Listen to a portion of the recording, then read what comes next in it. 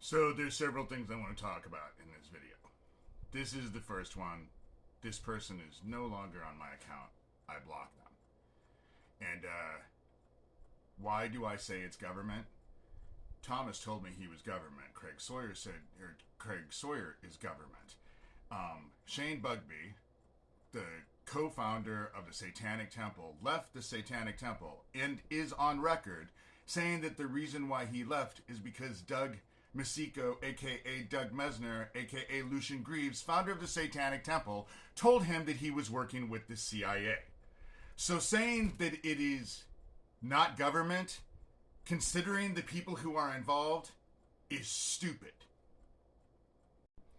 But again, anonymous, with a weird-ass name that joined a month ago. Doesn't have any subscriptions, doesn't have anything, just came on to go on my channel. It's the weirdest, but it's typical. And this is another comment they left. This Terra Joyce is now on record saying that the interview that I did with Vanessa, Max Spear's mom, has been found. But it was always on my station. She knew it was on my station. I kept sending her the link to... The only reason why she's now doing what she's doing is because I went to Vanessa and showed her what was going on. You know? So, and I don't know what it is about my bow ties, but I'll wear whatever the fuck I want to wear. You know?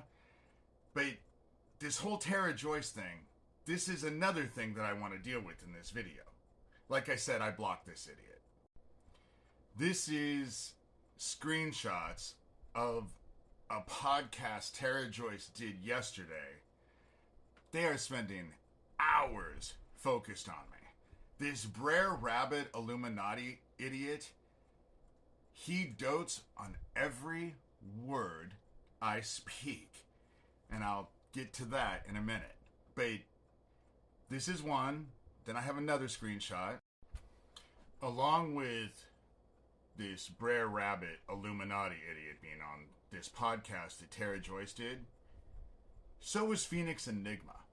The interesting part about this is that Terra Joyce, if you go look at the video that I show our conversation on X, which used to be Twitter, she says that she's afraid of this group, that they were making voodoo dolls of her.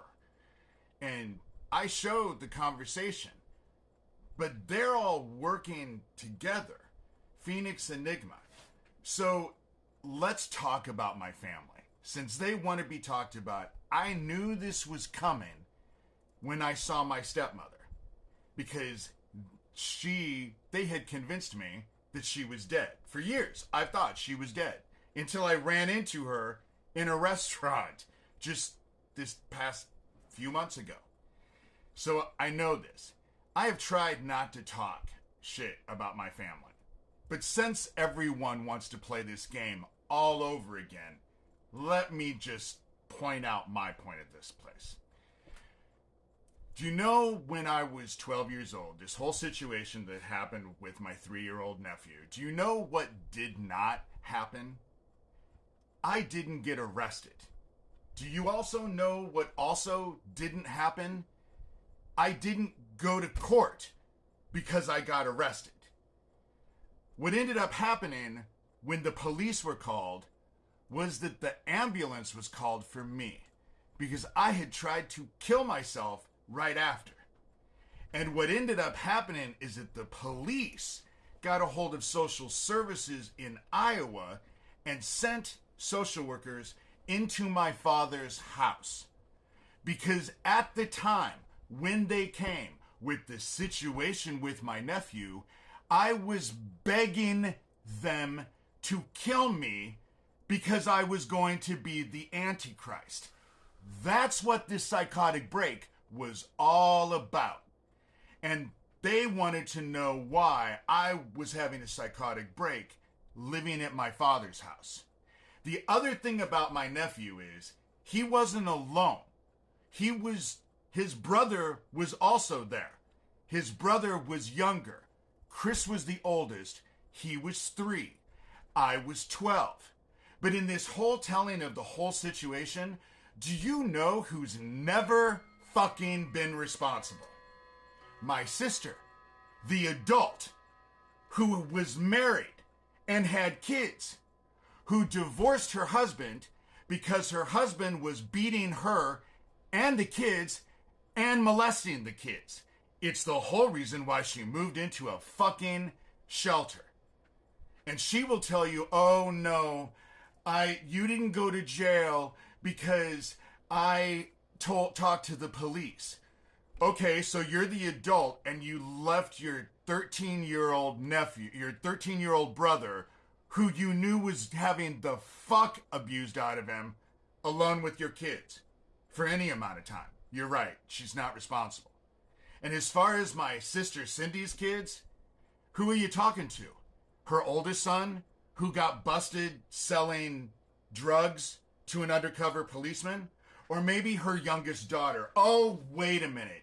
You can't talk to her because she died in a fucking shootout with the fucking police. You're right. I'm supposed to be in terror of my family. You know?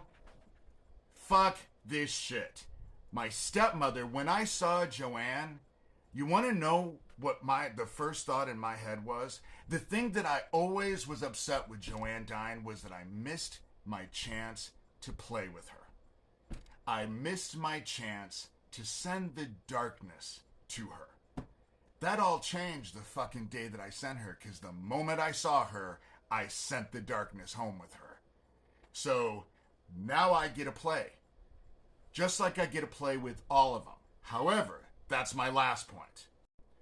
They're all connected. And this Brer Rabbit Illuminati is a lot like this dude Magic Kool-Aid that I had to deal with. Same type of videos. Because when I was dealing with Doug Mesner, they did the exact same shit. But Magic Kool-Aid can't use his account anymore because I got it the fuck taken down. But this is all... But they're not connected.